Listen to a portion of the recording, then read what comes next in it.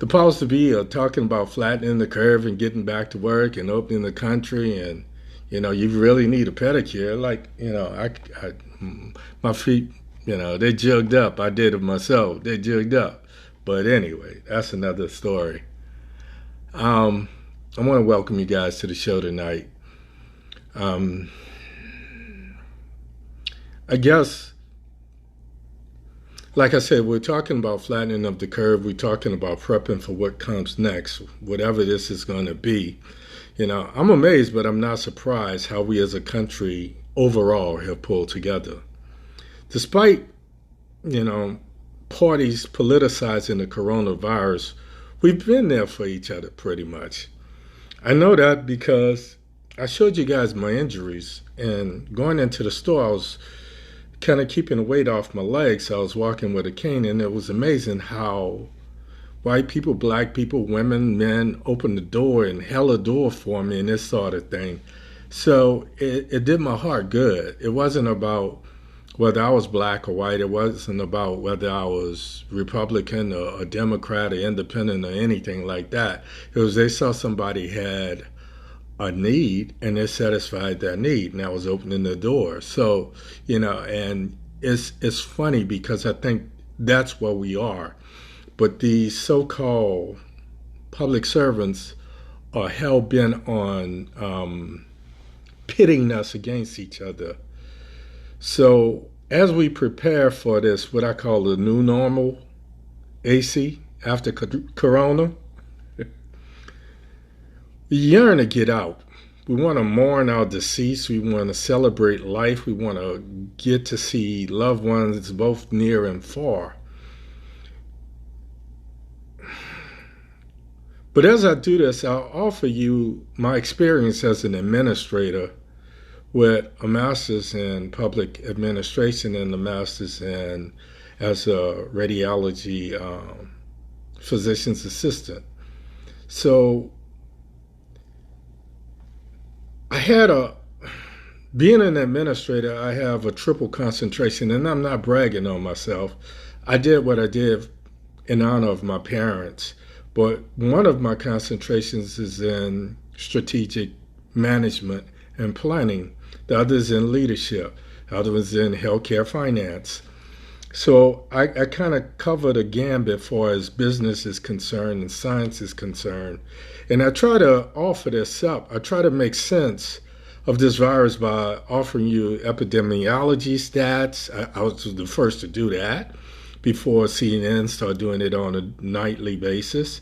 I told you how Corona ravaged my hometown, New Orleans, long before CNN did it, and now it's fading back into the background, and that's a good and a bad thing.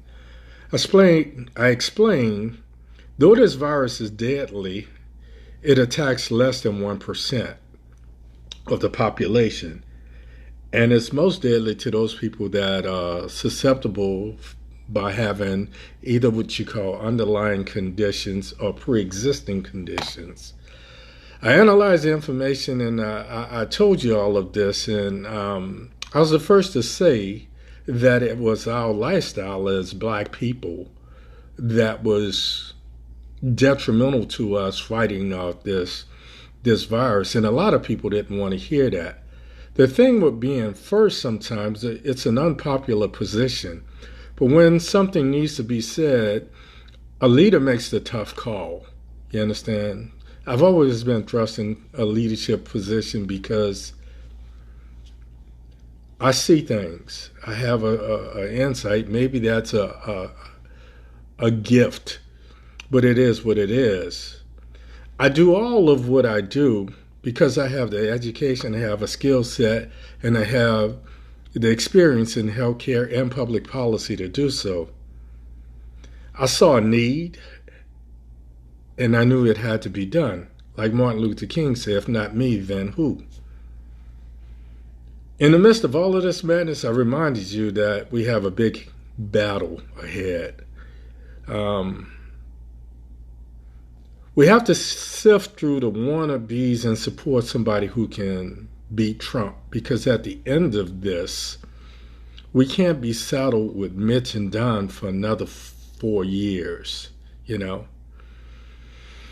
So I guess I call tonight's podcast Eyes on the Prize.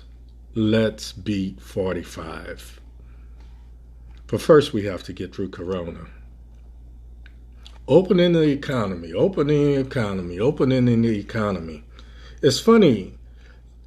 This week started off with be diligent, stay home, wear your mask when you leave your house, that pep talk. Then a realization of how low gas prices had fueled by no demand was affecting Wall Street and money of the powers to be. By midweek, we saw all of these Republican governors supposedly taking the initiative and wanting to open their states against the advice of the White House. Wink, wink. Like they really would do something that would piss off Chief Cheeto. Nah, I don't believe it. Every day during this prolonged emergency shutdown, there's been conflicting management plans. One plan is to stop the spread of the disease, COVID-19. The other plan is to hurry and get the country open again at all cost. This is an election year, and 45 is hell-bent on making as much as he can before he's voted out of office. They're terrified, they're petrified of Joe Biden because he has this mass appeal across party lines. In grand fashion, Mitch and Don, Abbott and Costello, have been siphoning money earmarked for everything from veteran affairs to Social Security to Medicare to pay for tax breaks that translate into trillions and trillions of dollars in a deficit that our grandchildren's grandchildren are going to be plagued with. We saw stimulus checks go out for two reasons. Number one, it created a diversion. They sent $1,200 stimulus checks to some Americans, not all. Some of us haven't seen a nickel yet. But only those people who made under $150,000. So we thought that was going to be the cutoff. Au contraire, mon cher. To those millionaires, they received checks in the neighborhood of 1.5 to 1.7 million. So imagine how you felt when you opened to those that got the money, open your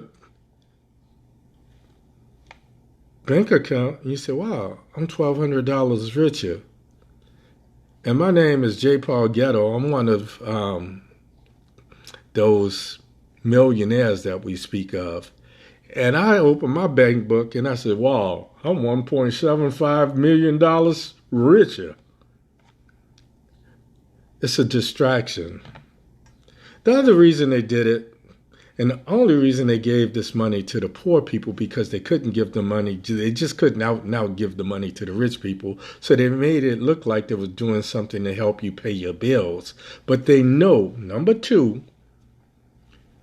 this is called a stimulus check for a reason, because they know the poorest of the poor people are stuck home doing nothing. Walmart is open. Amazon is open. So what do? They go out and they buy these huge TVs, 65, 75-inch TVs, to put in an apartment with a 10 by 12-inch room, a 10 by 12-foot room. Nothing wrong with that, because you define success for yourself. That's not for me or anyone else to do. But the irony with that is, if you choose to buy a TV, gambling that you're going to have a job to go to or there'll be more money, and in 2 weeks, or next Monday, if you live in Georgia, Ohio, Colorado, South Carolina, they open the state and they say, okay, Now that you could go and get your nails done, you can bring your behind back to work. Oh, but things are slow now. So 1/3 of the workforce is still going to not be able to work. Some of you are going to be thinking, I'm susceptible because I have diabetes. I'm susceptible because I have kidney ailments. I'm susceptible because I'm taking metformin and I'm taking Lipitor and I'm taking all of these drugs that has my immune system depressed. So I think I'm going to stay home. So you're going to be the first ones to lose your job. Now, what are you going to do with that 65, 75-inch TV? Especially if you don't have a place to live. You're going to take it to the pawn shop or you're going to be trying to sell it. Okay, you're not going to get your money back. The contradiction, there's always been a contradiction to staying at home. From day one, we were told, stay home. It's safer for you to stay home. It minimizes the spread of the infection if you stay home. But you don't have a paycheck. So what we want you to do is we want to keep those people that's working in the restaurant, we want to keep them working. So go and get your takeout or call DoorDash and have the food delivered. If your funds are already lacking, the last thing you should be doing is spending excess money on takeout and carry out and delivery. If a family is living check to check, they should be encouraged to remain inside and conserve what little funds they have. Money management is a big problem in our community. Number two, if spreading the virus is the primary concern, then the delivery person becomes a typhoid Mary of sorts. This delivery person spreads microscopic, not invisible, Mr. President. Because they can't be seen with the naked eye doesn't mean that they're invisible. They're microscopic organisms from one family to another. It goes from one family to another, then they take it back to the restaurant, contaminate the restaurant employees, who in turn take it home to their families. Then the DoorDash people, if they're wearing the same pair of gloves, they cross-contaminate the steering wheel if they are coughed on, or they get the virus. If they're asymptomatic, they spread it to their car, so forth and so on, and on and on and on. So where does it stop? For 4 weeks, we walked into Walmart, we walked into Publix and Kroger's and Winn-Dixie or whatever supermarket is in your area, and we saw people working in there with no mask, with no gloves, no nothing. If they worked in the produce area, they were handling produce, fruits, and vegetables with no gloves. If they coughed or whatever, it was spread. I even wash the outside of my oranges when I bring them home. Not because I'm paranoid, because I'm a germaphobe.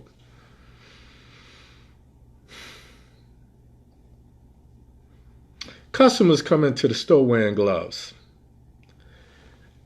Chances are they're like my neighbors. They leave their houses with the gloves on. They drive with the gloves on. They open the car door, close the car door with the gloves on. Everything they touch with the gloves on. Then they go in the store. Cross-contamination.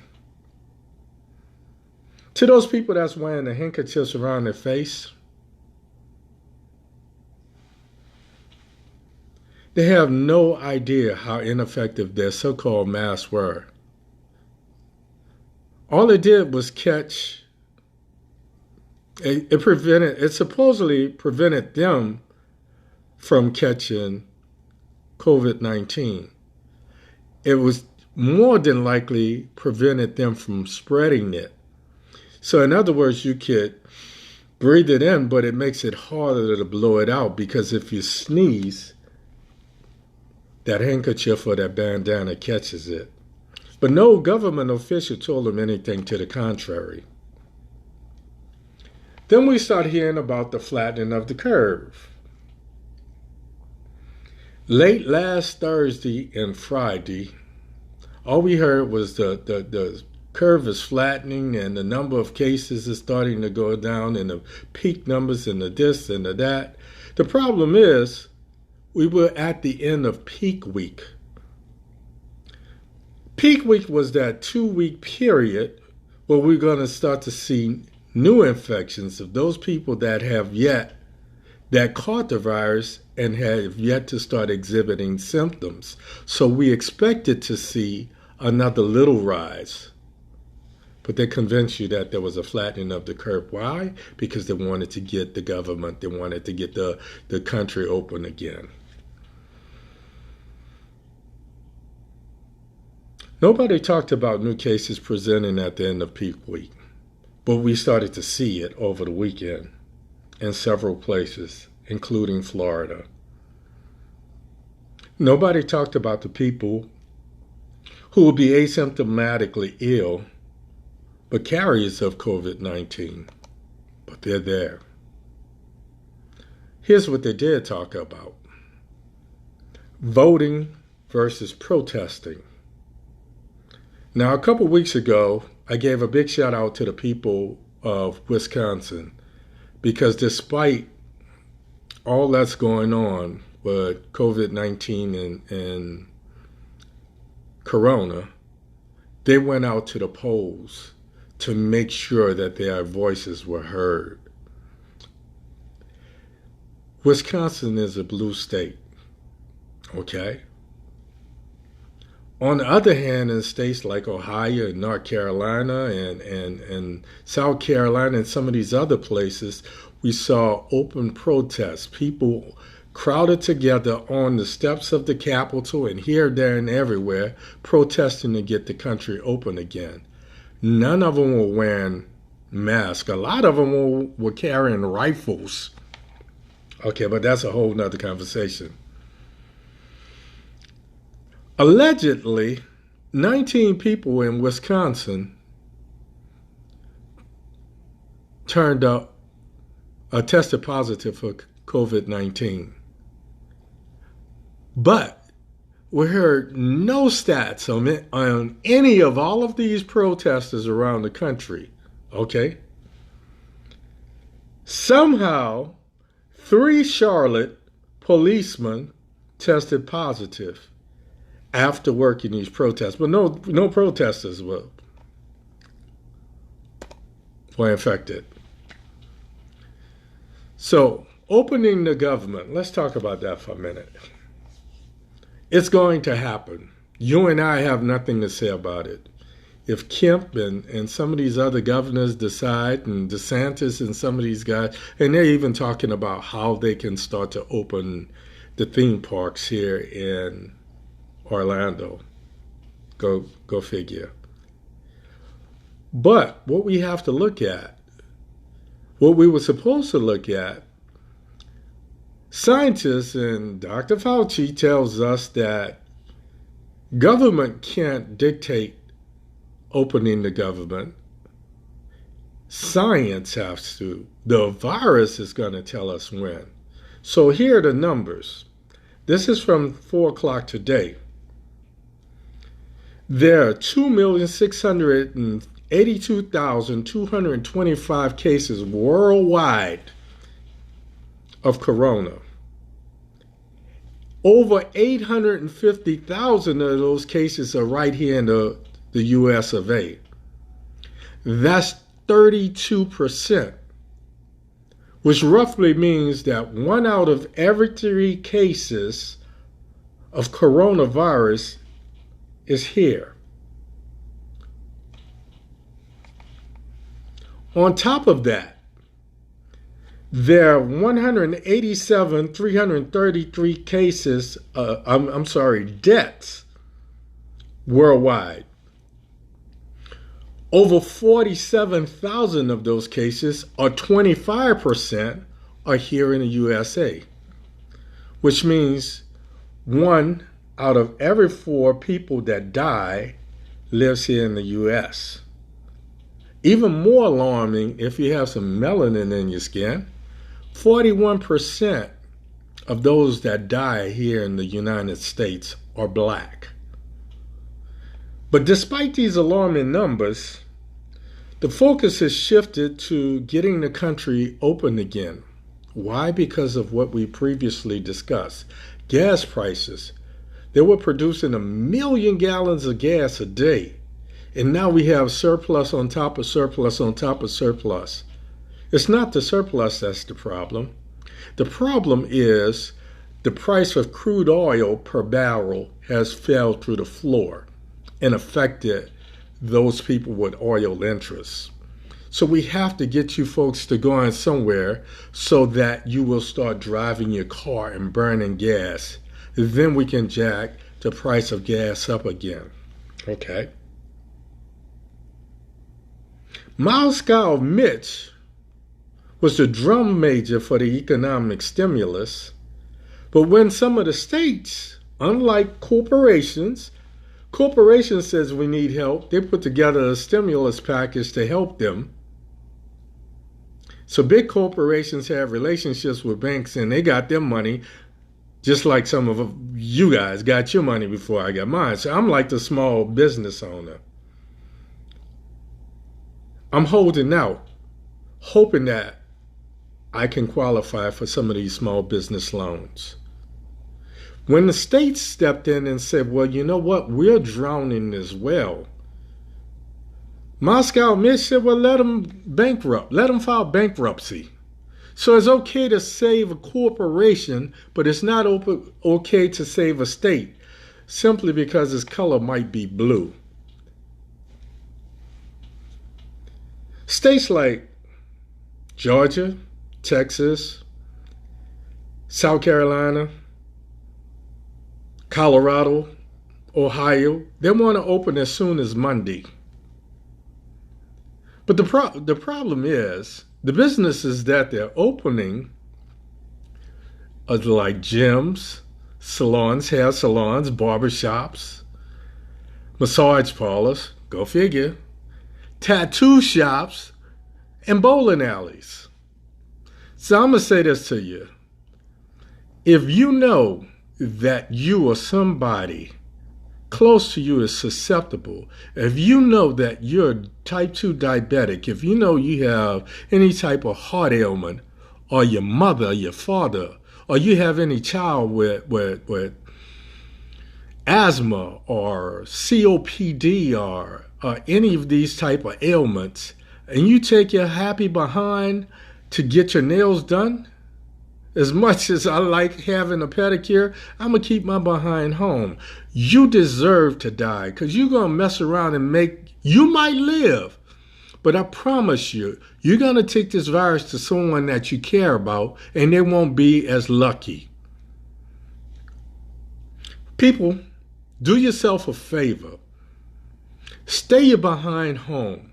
Do your own nails, do your own hair. Growing up, I remember when girls used to do each other's hair.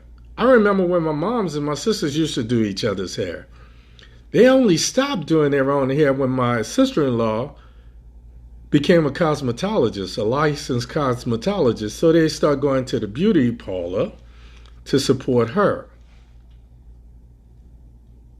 What's different about my message versus somebody else? I told you why I do this. I do this because there's a need. I do this because I'm not trying to be one of the inflammatory podcaster or wannabe YouTube sensations and getting on here and acting a fool and say, pass this on before they delete it. That's not my seek. That's not why I do this. I do it because there's a need, because I have the skill set to decipher this stuff and make it clear to you. So I'm going to do something different tonight. I'm going to close this thing out with what I call an editorial. You might call it a rant. But It goes something like this. One of the easiest ways to raise your visibility and make your name for yourself is a crisis. We've had 45 presidents.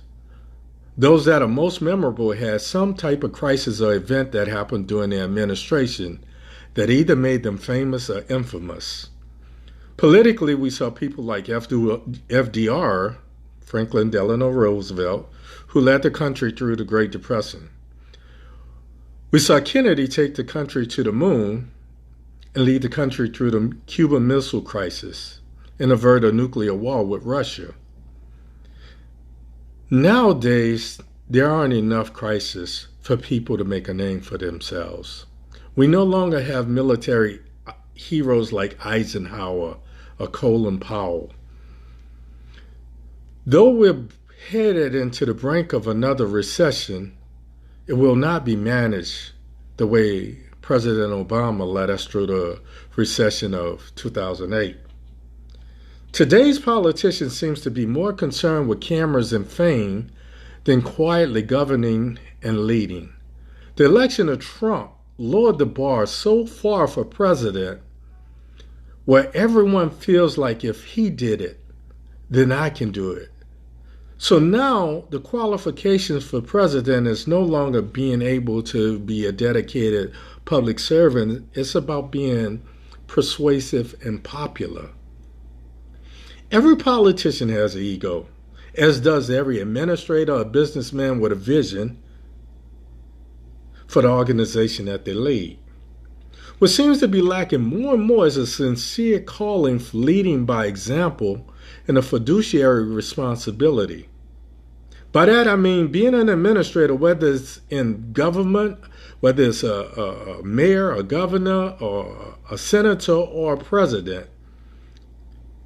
You can pretty much have the latitude to do what you want to do when you feel like doing it. That's bad. You have very few people to answer to because 90% of the time you have the autonomy and nobody's truly watching. It's normal to when you're showered with praise because you did your job well, or the expectations are so low. All you need to do is talk a good game so you get full of yourself. Words like accountability and oversight are foreign today. This pisses me off because I expect more.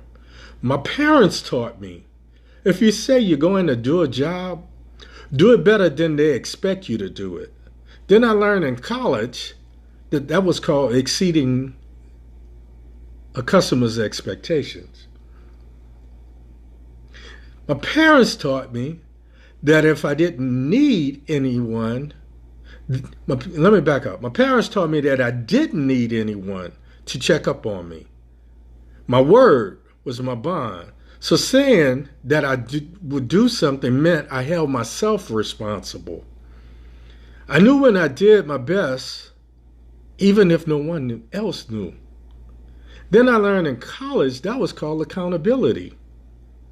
Then my mother would check from time to time on my work. And I learned in school and college that this was called oversight. I guess I'm so critical of public servants because they forget about the serving part, serving the public part.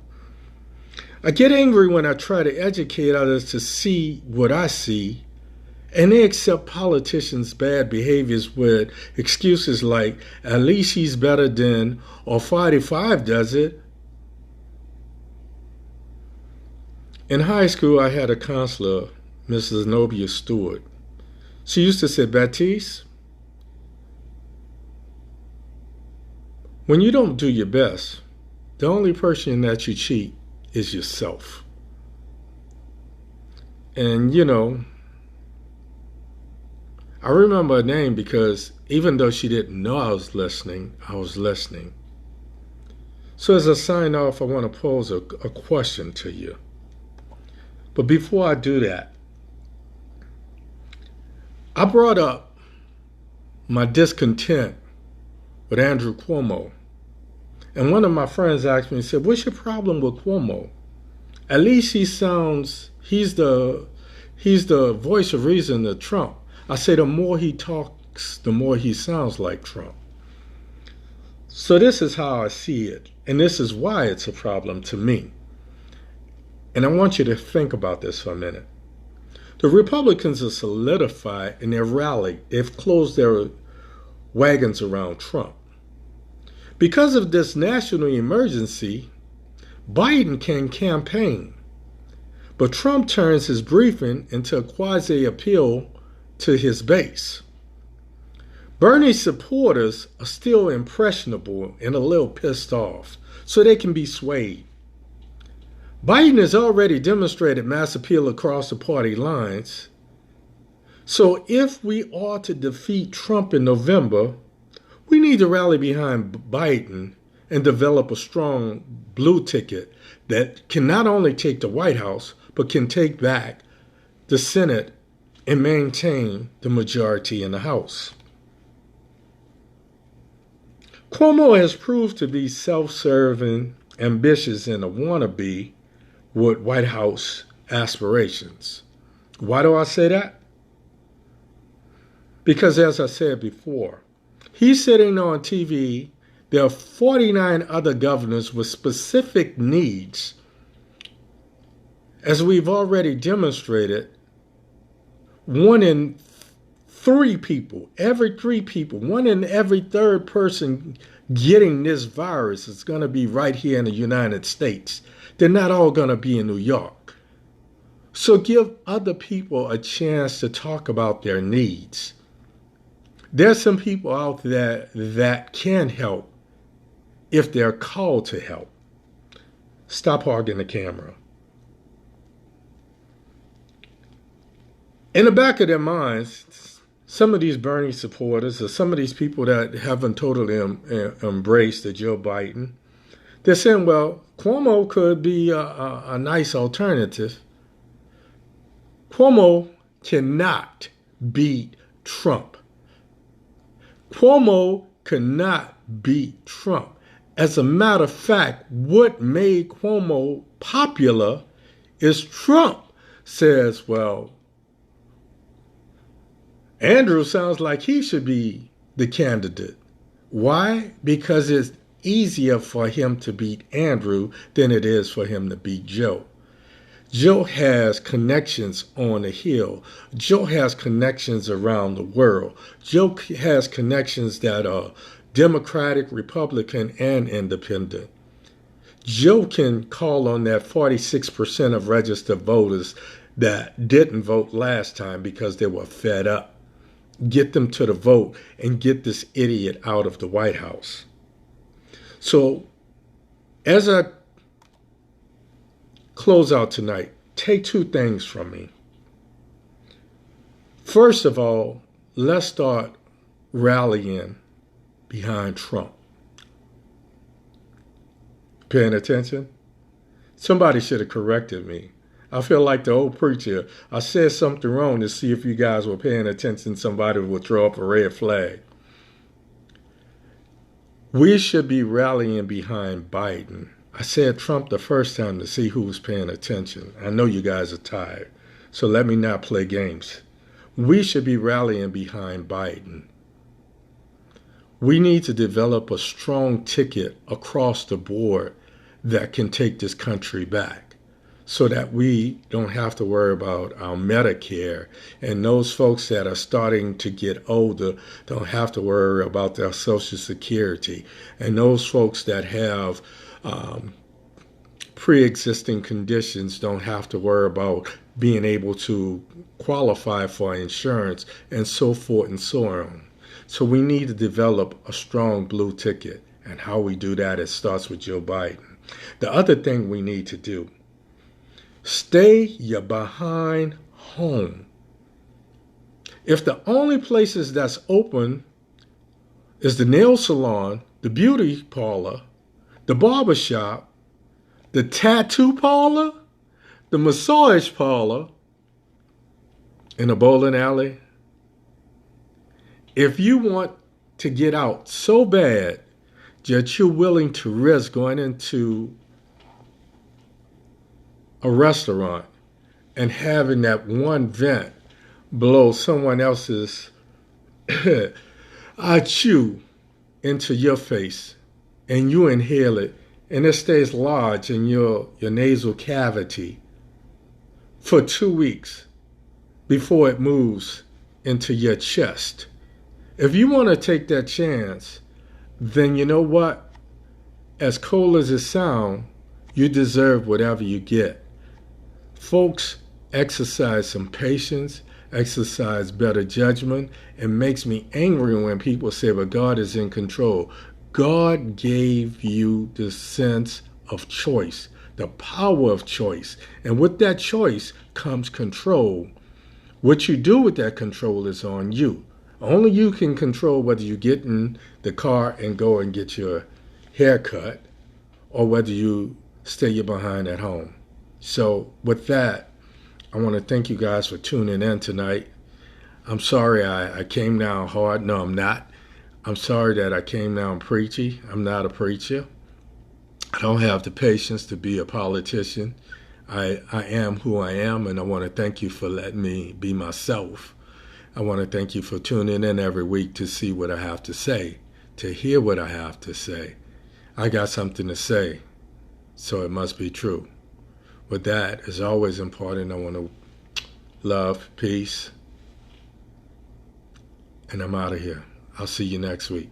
Same Baptiste time, same Baptiste place. Folks, take care of yourself. Think about those people around you. Thank each and every one of you for your time, your attention, and your support. Good night. Hey, Len. Thank you too, sweetheart. God bless. Hi, Ernestine.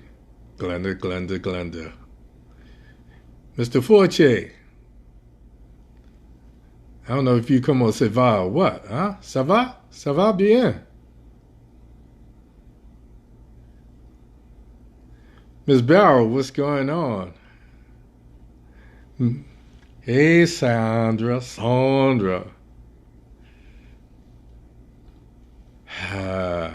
Liza with a Z.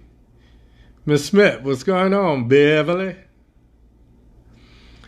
To those folks that I see, to those folks that I don't see, to those folks that's going to catch this a little bit later, again, love, peace. See you next week. I'm out. Good night.